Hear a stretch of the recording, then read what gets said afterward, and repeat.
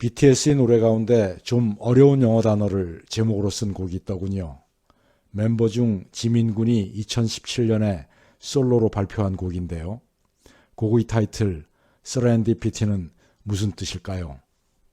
같은 제목의 미국 영화도 있더라고요. 존 쿠색이 남자 주인공으로 나온 2001년의 로맨스 코미디입니다. Serendipity. 제가 이 단어를 처음 접한 건 아주 오래전 영국 친구와 남도 여행을 할 때였습니다. 점심때가 되어 호남 어느 소도시 허름한 골목에서 마주친 이름 없는 식당에 들어갔는데요. 그저 욕이나 때우려고 들어간 식당의 요리 솜씨가 보통이 아닌 거예요. 식당 아주머니도 인정스럽기 한이 없고요. 기분 좋은 상황이었죠. 음식 맛과 서비스에 감격을 한 영국 친구가 이렇게 말하더군요. 와우, it's a pure serendipity. 그리곤 바닷가의 길을 걷다가 멋진 저녁 노를 만났거든요. 이때 또 이러는 겁니다. Gorgeous, another serendipity. 상황을 봐서 대충 좋다는 뜻이란 건 알겠는데 생소한 단어인지라 serendipity가 정확히 무슨 뜻이냐고 물어봤죠. 그의 설명은 이랬습니다. 우연히 발견한 행운. 용의주도하게 계획하거나 기대하지 않았는데 찾아온 기쁨, 이런 뜻이라고 하더군요. Serendipity, 마법처럼 찾아든 행운, 멋지고 사랑스러운 단어 아닙니까? 3M이 특허를 가지고 있는 이 발명품의 이야기는 많이들 알고 계시죠? 포스트잇이라는 브랜드로 팔리고 있는 붙였다 뗐다 할 수 있는 메모지 말입니다. 포스트잇은 원래 항공기 부품을 고정시키는 데 쓸 강력한 접착제를 만들려다가 우연히 만들어진 실패작이었답니다. 헌데 이 실패로 얻어진 약한 접착제의 이야기를 들은 아서 프라이라는 발명가가 뗐다 붙였다 할 수 있는 용도로 바꿔 써서 대히트를 친 거죠. 지금은 전 세계적으로 3조 가까운 매출을 올리는 문구용품이 되어 있습니다. 계획과 다르게 우연히 발견된 데이트 상품 포스트잇, 이런 걸 세렌디피티라고 하는 거죠. 세균으로부터 인류를 구해낸 세렌디피티도 있습니다. 푸른 곰팡이에서 우연히 발견된 페니실린이라는 항균 물질이 바로 그것이죠. 1928년 스코틀랜드 출신의 화학자 알렉산더 플레밍은 실험을 하던 중 실수로 오염된 배양액에서 발생한 푸른 곰팡이가 균을 죽이는 현상을 발견했습니다. 손쓸 방법이 없던 폐렴균 등 박테리아를 죽이는 물질을 발견한 순간이었죠. 이 공로로 플레밍은 1945년 노벨 의학상을 수상하였습니다. 인류의 생명을 구한 세렌디피티였으니까요. 그런데 이 세렌디피티란 말은 원래 영어에 있던 말이 아니었습니다. 1754년에 누군가가 만들어낸 말입니다.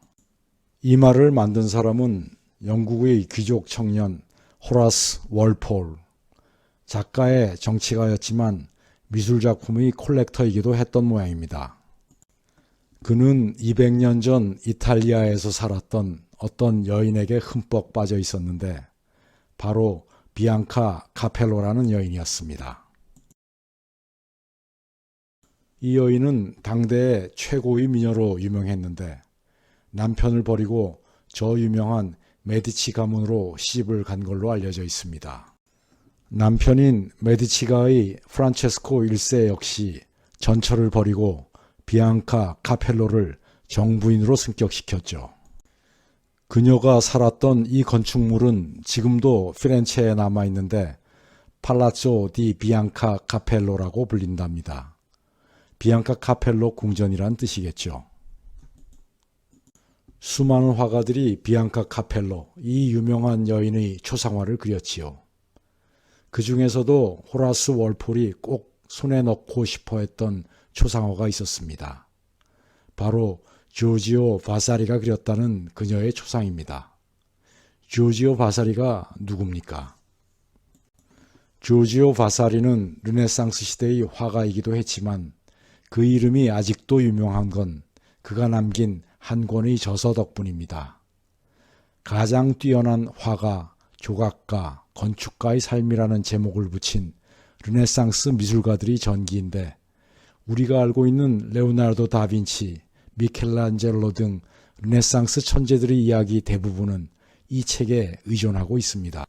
이런 조지오 바사리가 그린 비앙카 카펠로의 초상을 우연히 발견한 호라스 월폴은 기쁨에 겨워 절친에게 편지를 보냈는데 여기서 서렌디피티라는 자신이 만든 신조어를 최초로 사용한 거죠. 그럼 이 신조어는 어떻게 만들어졌을까요? 스리랑카라는 나라 아시죠? 인도 대륙의 동남부에 붙어있는 섬나라 말입니다. 생긴 모양을 따서 인도양의 진주 또는 인도양의 눈물이라고 불리지요. 스리랑카는 영국 식민지 시절에 실론이라고 불렸습니다. 여기서 나는 실론티는 영국인들의 최고 기호품이었죠. 하지만 그보다 훨씬 이전에 아랍이나 페르시아에서는 서렌딥이라고 불렀답니다. 그렇습니다. 서렌디피티라는 말은 스리랑카의 옛 이름 서렌딥에서 나온 거지요. 페르시아의 설화에 먼 나라 서렌딥의 세 왕자 이야기가 있습니다. 서렌딥의 왕은 교육을 위하여 자신의 세 아들을 외국으로 내보내 세상을 구경하며 난관을 겪도록 합니다. 이 세 왕자들은 재치와 행운으로 난관을 극복하는 흥미진진한 로드 드라마를 펼칩니다. 호라스 월폴은 비앙카 카펠로의 초상화를 우연히 발견한 자신의 행운을 서렌딥 왕자들을 보호한 행운에 빗대어 서렌디피티란 말을 만들어낸 겁니다. 어떻습니까? 서렌디피티라는 말 참 기분 좋은 말 아닌가요? 일확천금 같은 횡재와는 또 다른 느낌. 노력하는 사람에게 찾아오는 기대치 못한 행운. 저는 수십 년 전 영국 친구에게 이 말을 들은 후 내내 크리스마스 선물과 같은 느낌으로 이 단어 서렌디피티를 가슴에 품고 살아가고 있습니다. 구독자 여러분들에게도 많은 서렌디피티가 찾아가길 기원합니다.